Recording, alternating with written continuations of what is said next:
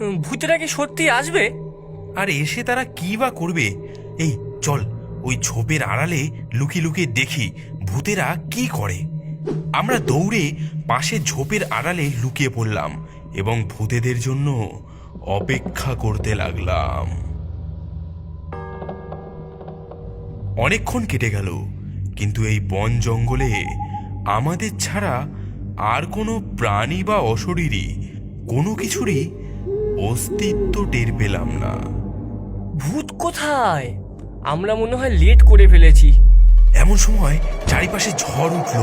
ঝড়ের শনশন আওয়াজের সঙ্গে শুনতে পেলাম আর এক শব্দ, হি হি খিলখিল করে কারা যেন হাসছে। সেই হাসি শুনে আমাদের সারা শরীর যেন কেঁপে কেঁপে উঠতে লাগলো। ভয়ে মুখ থেকে আর্তনাদ বেরিয়ে আসতে লাগলো।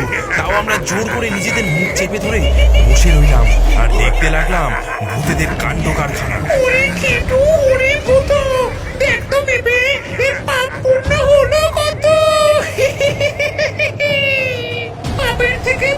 বেশি হলে প্রাণটা ফিরিয়ে দে তাহলে।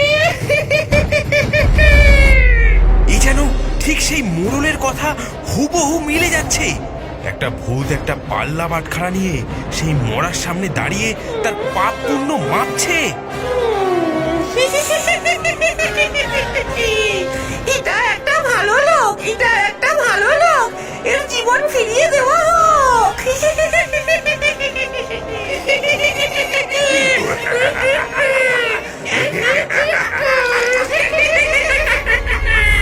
ব্যাঙের পা ব্যাঙের ছাতা, পেটে খাওয়া হাঁসের মাথা, ওরে কানা ওরে ভুলো, যেখানেই তোরা থাকিস এই ভালো মানুষের অসময়ে তোরা একটু আসিস। ঝোপের আড়াল থেকে আমরা দেখলাম নিঃসাড় হয়ে পড়ে থাকা হারাধন কাকু আস্তে আস্তে তার হাত পা নাড়ছে। এমন সময় সেই ভূতগুলো মাচা সমেত হারাধন কাকুকে নিয়ে হাওয়ায় তুলে দূরে কোথায় অদৃশ্য হয়ে গেল। পরদিন সকালে আমরা গ্রামে ফিরে দেখলাম রাতের বেলা ভূতেরা হারাধন কাকুকে তার বাড়িতে রেখে গেছে। এখন তিনি এতটাই সুস্থ যে ফিরে এসে তিনি তার নাতির সঙ্গে ফুটবল খেলছেন। এই ঘটনার পর থেকে ভূতের কাছারির কথা গ্রামে গ্রামে ছড়িয়ে পড়ল।